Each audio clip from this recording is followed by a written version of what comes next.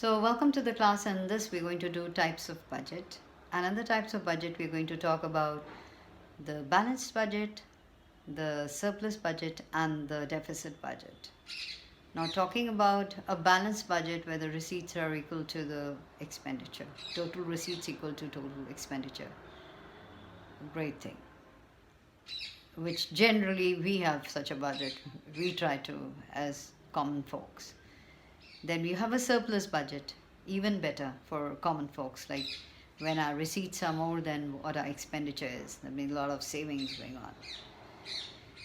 And especially for a developing country, yes, it is deficits. A deficit budget is a welcome budget because it's often said that one must cut the coat according to the cloth that one has, but the government, what does it do? It cuts the coat according to the needs of the nation, perhaps. So here we go. I just want you to see this. So this is a thing. That surplus budget is one where estimated revenues are greater than the estimated expenditures.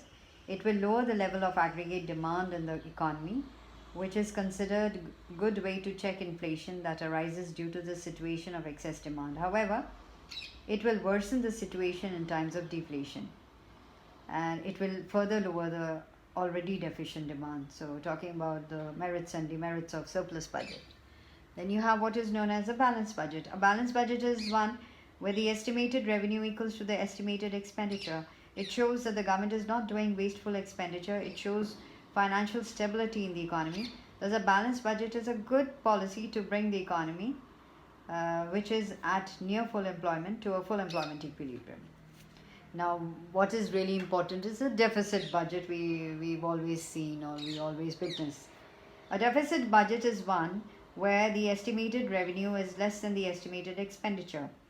Budget deficit is a difference between total expenditure and total receipts. So if you see, a budget deficit is equal to total expenditure minus total receipts. That is, total receipts are equal to revenue receipts plus capital receipts. So in fact, government budget always balances, of course.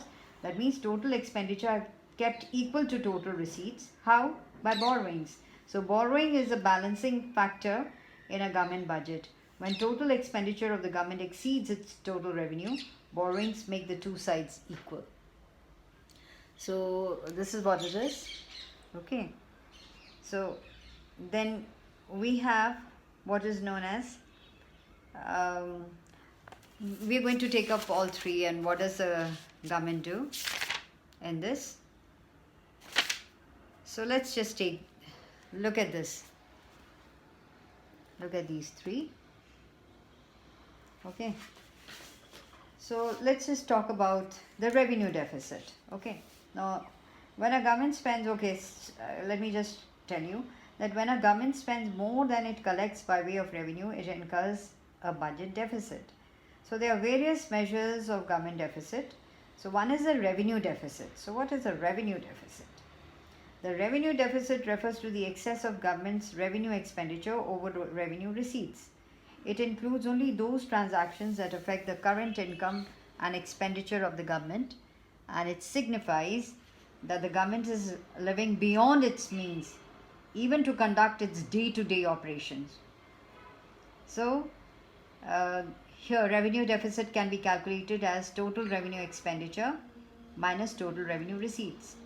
So here in this situation, there is a revenue deficit. The government will have to borrow not only to finance its investment, but also its consumption expenditure.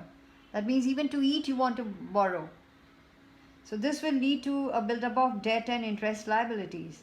And again, since a major part of the revenue expenditure is a committed expenditure and hence cannot be reduced, so the government often has to reduce its productive capital expenditure or welfare expenditure. So this would again mean lowering growth and welfare. Then another implication would be that borrowings undertaken to finance the revenue deficit will increase interest burden in future, which will in turn increase revenue expenditure in future. So this will lead to a further rise in revenue deficit. So how do you control it?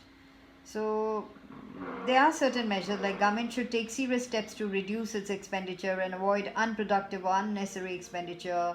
Then of course government can should increase its receipts from various sources of tax and other non-tax revenue and things like that.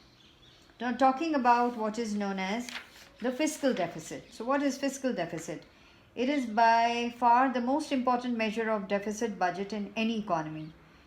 Fiscal deficit is equal to the excess of total expenditure, that is capital and revenue expenditure, over the sum of revenue and capital receipts, excluding borrowing. Okay, so I've written that total expenditure minus revenue receipts minus capital receipts excluding borrowings, or which is known as non-debt creating capital receipts. Now, the significance of fiscal deficit. So, what is the importance of it? Is that it is a measure of the total borrowing requirement of the government. It tells you about, so it should underline this when I'm talking, that it tells you about the total borrowing requirement of the government. It shows the extent of the dependency of the government on borrowings to meet its budget expenditure. So it thus measures the current health of the economy. So what is the implication? Fiscal deficit creates many problems for the economy.